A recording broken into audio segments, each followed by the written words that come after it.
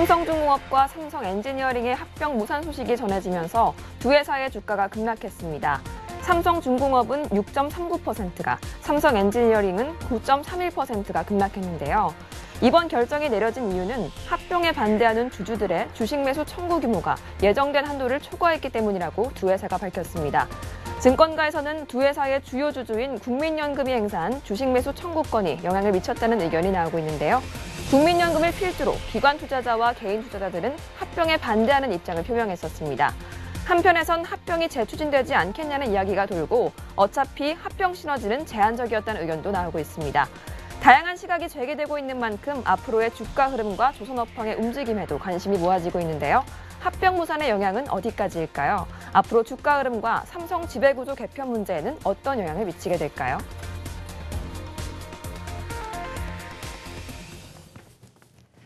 네, 삼성중공업과 삼성엔지니어링의 합병이 추진됐던 배경, 그리고 또 어떻게 무산되게 된 건지 전반적인 분석을 먼저 부탁드립니다.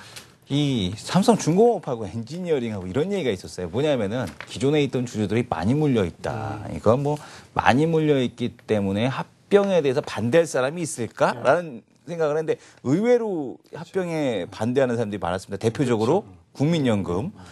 이 지금 보게 되면 오늘 이렇게 변동성이 심했다라는 것은 이 매수 청구권을 기대하고 매수하는 사람들이 많았기 때문에 이랬던 것 같은데, 자 그러면은 이 무산에 대한 영향 이게 당분간 계속 지속될까요?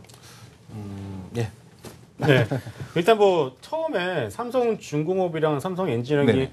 합병을 발표를 했을 때는 상당히 기대감이 있었어요. 네. 그리고 아시겠지만 그 선주사 쪽에서도 상당히 좀 긍정적으로, 예를 들어서 육상과 해상 플랜트의 통합과 그리고 어떤 설계 기술, 설계에 대한 어떤 추가 비용 부담이 없다라는 점에서도 어떤 성과를 좀 낮출 수 있기 때문에 상당히 긍정적으로 봤었고 주가 역시 좀 올라가면서 그런 부분들을 반영을 했는데, 저는 이런 생각을 좀 해봅니다. 만약에 지금 어떤 시장이 이렇게 좀 좋지 않은 상황이 아니라 하다못해 올해 한 중순이나 올해 한 초에 어떤 이런 흐름 발표가 나왔다라면은 과연 국민연금이 이런 액션을 취했을까라는 생각을 좀 해볼 것 같아요. 다시 말해서 여러분들 잘 아시겠지만 최근 들어서 국민연금의 그 행보가 많이 달라졌어요. 네. 옛날에는 떨어지면 사주고 장기 투자를 했던 관점에서 연기금이 어떤 그런 투자를 했던 매매트를 전에 같은 게 보여줬는데 거의 올 하반기부터인 것 같습니다. 네네. 거의 연기금이 단타를 혹시 치거나 단타를 친다는 느낌이 들 정도로 뭔가 좀 치고 빠지는 느낌도 상당히 강하게 들고요. 뭔가 확실히 버리고 쫓아가는 것은 확실히 쫓아가는 이런 어떤 기관 투자자의 어떤 행태를 그대로 좀 답습하는 어떤 그런 모습들을 보여주고 있다라고 생각을 합니다. 운용사가 바뀌었나요? 그럴 수도 있겠죠. 운용하는 인력들이 좀 바뀐 것 같아요. 그렇죠. 그죠? 연말에 가면서 그거에 대해 평가가 좀 이루어지다 보니까 그런 부분들이 좀 부각이 되는 것 같은데, 그렇기 때문에 지금 결국 이제 주가가 불안하다 보니까 업황에 대한, 아직까지는 조선업의 업황에 대한 살짝 좀 불안한 감이 있지 않겠습니까? 그러다 보니까 차라리 주식 매수 청구권을 행사를 해서 그런 부분 좀 보상을 받자라는 것이 아마 국민연금의 가장 큰 의도가 되지 않았을까 싶은데, 한번 이렇게 국민연금이 때려버리니까 당연히 다른 개인 투자자들 분들도 마찬가지겠죠. 다 우르르 몰려갈 수밖에 없었고, 그런 분들이 결국 서로 윈윈이 아니라 서로 뭐라고 그러죠? 루즈루즈? 저는 이런 생각이 들어요. 그러니까 뭐냐면 딱 보니까 이미 개인들의 매수 청구권이 이미 넘어간 것 같아요. 개인들 매수 청구권이 그 금액이 합병 무산으로 넘어가니까, 그러니까 국민연금에서 항상 지적되었던 게 뭐였냐면, 야 니네들 왜 거부권 한번 행사 안 하니? 어차피 합병 무산될 거 거부권이나 한번 행사해 보자. 이런 거 아니었을까요? 어떻게 생각하십니까, 박 차장님은? 그러니까 이게 삼성중공업과 삼성엔지니어링의 거대 기업의 합병, 정말 뭐 이슈가 됐으면 틀림이 없고, 그리고 사실상 주가가 또 많이 물려 있는 상황에서 그러니까 합병을 찬성을 하는 게 훨씬 더 낫을 뻔했는데, 이런 것들은 사실상 이제 너무 외면했다라고 생각이 듭니다. 과거에도 현대차 그룹이 한전 부지를 말도 안 되는 가격으로 또 사들인다라는 어떤 이야기가 나오면서 외국인들이 얼마나 분노를 했습니까? 얘네들 주주를 무슨 뭐 호구로 하는 거야? 그러면서 그냥 호갱으로 하는 엄청나게 거죠, 호갱. 예, 뭐 엄청나게 팔아냈지 않습니까? 그러니까 자사주 매입을 통해서 조금은 이제 좀 어루만져주는 그런 흐름이 나오는 거라고 보시면 될 것 같은데 뭐 그런 것 같습니다. 뭐 배당도 조금 하고 그러면서 뭐 좋게 하는 것도 없으면서 이번에 뭐 주가는 또 계속 빠뜨리고 있고 뭐 그렇다고 좋아지는 것도 없고 근데 물론 회사 측에서는 여러 가지 기대감이 있었죠. 육상과 해상에 어떤 선두 진입을 있는 이 기업들이 딱 합병이 되면서 정말 세계 초인류 국가 아니 세계 초대형 기업을 좀 공룡 기업을 탄생을 시키겠다. 그런 다음에 이제 뭐 25조 원 되는 어떤 규모의 어떤 기업이라고 보시면 될 것 같은데 그래서 여러 가지 플랜터 사업을 수주를 이제는 기대했던 것도 있는 거 아니겠습니까? 이거 이렇게 합병을 하게 되면은 이런 수주를 따올 수 있다, 저런 수주를 따올 수 있다 이런 어떤 기대감이 있었던 것이 분명한 걸로 보여집니다. 하지만 이번에 무산이 됐죠. 그렇다면 전면 재검토 해야 되지 않겠습니까? 이거 뭐 그게 다 무산이 됐으니까 그런 수주도 또 없어지기 마련이고 그래서 아무래도 그러한 우려감이 주가 하락이라는 것으로 또 이어졌다라고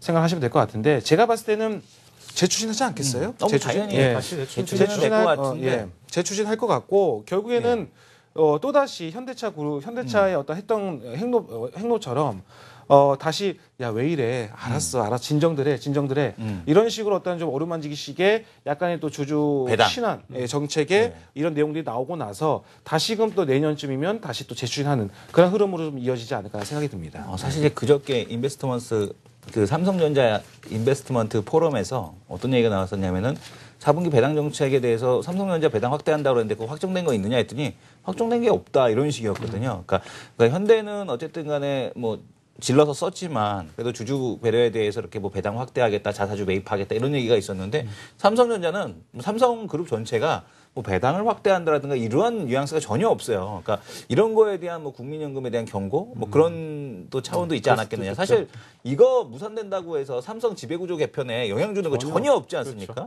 뭐 삼성 엔지니어링도 됐건 뭐 삼성중공업이 됐건 이 삼남매의 지분 전혀 없고 이건희 회장님도 지분 전혀 없는 상태이기 때문에 뭐 이거 뭐 거부권 행사한다고 하더라도 전혀 이 삼성 지배구조 개편에 대한 영향력을 전혀 행사할 수가 없습니다. 그래서 제가 보기에는 한번 여러 가지 꼭 먹고 알 먹고 반대표도 한번 하고 삼성한테 배당 좀 늘려라라는 압박도 프레스도 좀 가하고 이런 다목적 그 포석이 좀 아니었나라는 생각이 들고 말씀하시는 것처럼 이 다시 한번 뭐 합병은 추진될 텐데 문제는 뭐냐면 삼성중공업 엔지니어링 주가 보니까 좀 무섭더라고요. 그러니까 뭐 그동안에 올라왔던 거 한 번에 지금 거의 다 반납하지 않았습니까? 이거 영향 좀 더 오래 갈까요? 글쎄요. 근데 뭐 본질적인 것으로 한번 생각을 해봅시다. 네네. 왜 삼성중공업이 빠지는데 현대중공업이 왜 빠져야 할까요? 그렇다면 뭐 저 같은 경우에는 글쎄요. 삼성중공업이 삼성 엔지니어링과 합병을 하게 된다면 여러 가지 수주를 따올 가능성이 높다.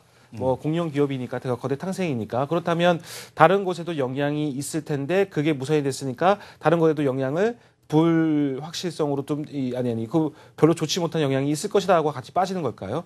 그러니까 저는 사실 별로 좀 이해가 되질 않습니다. 뭐 같이 조선주가 같이 전동사까지 빠진다라고 하는 것은 글쎄요.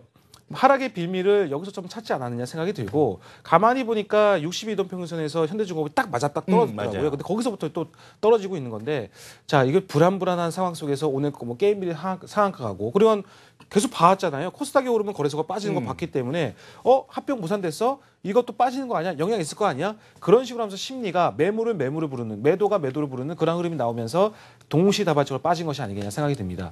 그래서 이것은 다른 조선주들은 그렇게 뭐 장기적으로 큰 영향을 받지는 않을 것 같고요. 삼성중공업과 삼성 엔지니어링은 어느 정도의 이 목마른 이 개인 투자자들이나 이런 어떤 뭐 기관 투자자나 어떤 이 여러 가지 요구 사항이 좀 있을 거라고 보여집니다. 그러니까 그 기업 내에서의 어떤 정책이라든지 이런 것들이 나오기 전까지는 큰 반등은 좀 어렵지 않을까 생각이 듭니다. 네, 그런데 이번에 또 나이스 신용평가사에서는 이번에 합병 불발이 오히려 불확실성 해소다라고 얘기를 했거든요. 어떻게 보시나요?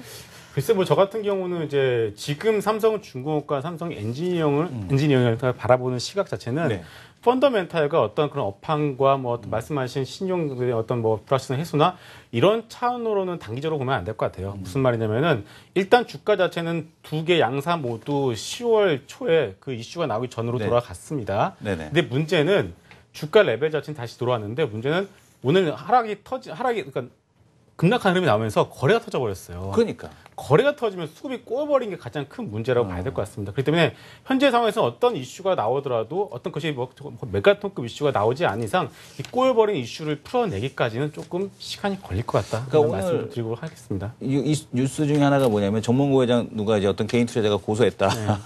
그러니까 배임이 아니냐 이제 이런 뉘앙스로 이제 고소를 했겠죠. 근데 이제 지금 보면은 삼성도 마찬가지인 것 같아요. 현대차에 대한 어떤 그 오너가 마음대로 결정짓는다. 그러니까 삼성도 사실은 이게 주식만 수천국권을 이런 식으로 행사하게 했으면 주가가 사실은 높아져 있는 게 맞는 거거든요. 근데 삼성중공업 이번 실적 보십시오. 이거 말이 안 되는 거. 삼성 엔지니어링 그동안 실적 낸 거 보세요. 이거 말이 안 되는 거거든요.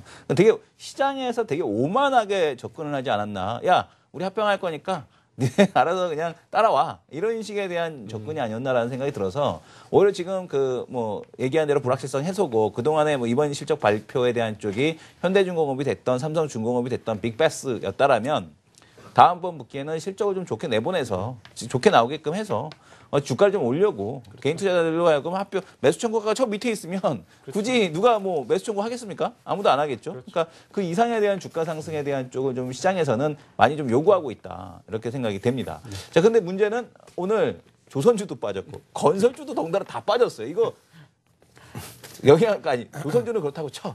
조선주는 반등 나왔잖아요. 건설주는 왜 빠지는 거예요? 그러니까요. 그러니까 건설주는 왜 빠지는 거야? 지금 시장을요. 지금 시장을 이해하려고 네. 하면은 한도 끝도 없습니다. 아, 맞아요. 예, 이해하려고 하지 말고 눈에 보이는 대로 그냥 받아들이면 될 그뿐이거든요. 사실 이해를 할 수가 없습니다. 뭐 저 같은 경우에는 정말 제일 이해가 안 가는 부분이 오늘은 아니었죠. 어제하고 그제 월요일 날 코스맥스가 10% 빠지면서 네. 급락 마감을 했거든요. 그 다음날 상한가 갔습니다. 이거를 도대체 어떻게 이해를 해야 되나. 저 같은 경우에는 여태까지 주식시장에 몸 담으면서 그런 거는 처음 봤습니다. 그리고 네. 예전에 NH엔터테인먼트가 거의 하한가까지 빠지더니 네. 하한가까지가 빠지고 하한가로 마감이 됐거든요. 그리고 하한가에 문이 닫혔어요. 네. 근데 그 다음날 플러스 4% 시작했어요. 갭상승을 시작하죠. 예. 이건 도대체 뭘까? 그러니까 이거는 그들이 사면 오르고 그들이 팔면 빠지는 겁니다. 아무 이유 없습니다. 지금은 글쎄요, 뭐 그들이 아까 뭐 연기금에서 뭐 단기 매매도 한다 이런 말들을 말씀하셨는데 그들의 어떤 그 지금 연말도 다가오고 얼른 또 수익률도 좀 올려야 되고 성과도 좀 보여야 되고 마음이 좀 조급한 거죠. 그리고 정부에서도 여러 가지 좀 답답한 정책들이 좀 나오고 있는 상황이고, 그러니까 여러 가지로 이게 좀 어수선한 분위기 가운데 이런 어떤 뾰족한 이런 방향성이라고 하기보다는 물론 뭐 그런 종목도 몇 가지는 있겠죠. 근데 전체적인 시장이 방향성이 있고 얘가 오르면 또 차곡차곡 내일도 오르고 조금 빠졌다가 또 오르고 이러면은 좀 이 선순환 과정으로 좀 갈 수 있을 부분이 있을 텐데 그런 어떤 내용들이 없다 보니까 오늘 저는 그렇게 이해합니다. 오늘 건설주 왜 빠졌냐고요? 기관이나 외국인이 팔아서 빠졌습니다. 그거밖에 이유가 없습니다. 왜 빠졌겠습니까? 어제와 오늘과 다른 점이 뭐가 있어요? 조선주를 보면서 뭐 불난집에 뭐 소뚜껑 보고 놀란다, 네. 뭐 이런 어떤 이야기 자라보고 놀란다, 소뚜껑 보고 놀란다 그런 어떤 속담이 맞게끔 빠진 건지는 잘 모르겠으나 제가 봤을 때는 지금은 이 기관 투자자들의 어떤 수급이 외국인들은 그냥 그대로 멈춰 있는 상황인 것 같고 기관이들이 사느냐 파느냐에 따라서 급등량이 오고 가고 있는 상황이기 때문에 그들이 팔았기 때문에 빠졌다고 보면 그러면 것 같아요. 근데 지금 조선주는 조선주는 사야 되는 겁니까? 저 같은 예. 경우는 지금 조선주는 여전히 좀 그나마 봐야 되지 봐야 된다? 않나라고 생각합니다. 왜냐면은 오늘 삼성중공업 때문에 급락하는 동반 급락 흐름이 나온 건 맞는데 자, 우리 한번 이걸 냉정하게 한번 생각을 해보시죠. 현대중공업이 지난주 주간 상승률이 플러스 17%였습니다. 그 보면은 언론에서 호들갑 떨더라. 그렇죠. 예. 그런데 오늘 마감 기준으로 봤을 때 주간 상승률 보시게 되면은 마이너스 2%입니다. 다시 말해서 지난주에 17% 올랐고 이번 주에 마이너스 2% 떨어진 겁니다. 그러니까 결국 양호한 조정이라고 보여지고요. 물론 바닥권에서 올라온 종목들이 V자 급반등은 절대로 나오지 않죠. 올라갈 네. 때마다 매물벽, 어떤 뭐 이평선에 대한 저항 받을 수밖에 없고요. 그렇기 때문에 오늘의 어떤 조선주의 하락은 어떤 자연스럽게 나와야 될 구간에서 삼성중공업 이슈가 터지면 좀 더 밀렸다. 이 정도로만 여러분 이해를 하시면 되고요. 더 중요한 거는 자, 정유주가 안 빠집니다. 네. 유가가 지금 막 밑도 끝도 모르고 빠지는 와중에 정유주가 안 빠진다라는 것은 여러분들이 크게 의미를 부여하실 필요가 있겠고요. 특히나 롯데케미칼, 낙폭 과대 종목 중에서 롯데케미칼 흐름 역시나 보시면 아시겠지만 상당히 가격이 올라오고 있습니다. 이것을 단지 기술적 반등으로만 이해를 하고자 한다면 한계는 있어 보이고요. 당연히 12월까지는 이 대형주들에 대해서는 여러분들이 조금 더 관심을 가질 필요가 있지 않나 싶습니다. 그렇다면은 앞으로 삼성그룹 전체 뭐 사업 지배구조 문제나 아니면 사업 개편에는 어떤 영향이 있을까요? 영향이 있다고 보십니까? 아니요, 우리 아까 전에 영향 없겠죠. 없다라고 네, 영향 결론을 없겠죠. 내렸죠. 뭐 네. 지분이 하나도 없으니까 네. 그들만 그냥 왔다 갔다 거리는 거고요. 뭐 삼성물산이 개입을 하고 있으면 물론 네. 뭐 예전에 삼성 엔지니어링이 차라리 삼성물산이랑 한번 했으면 네네. 그게 더 좋았을 뻔했는데 그러면 뭔가 또 지배구조의 그러니까요. 경우가 있었겠죠. 근데 전혀 이거와 관련된 거는 없다라고 저는 생각합니다. 예. 자, 그러면은 김성훈 팀장님은 아까 이제 말씀을 주실 때 보니까 뉘앙스가 나는 뭐 이 성장주 섹터보다는 그래도 조선주가 좋다라는 쪽이신 것 같아요. 이런 뭐 화학주, 네. 정유주. 그렇죠. 일단은 바닥권에서 올라오는 정유, 전주가 일단 탑픽으로 보여지고요. 그 다음이 화학, 그다음에 조선이라고 보시면 될 것 같고 건설주이 떨어진 이유는요. 이렇게 설명을 드릴 수 있을 것 같아요. 자, 정화, 조, 차 같은 경우는 뭐가 있었죠?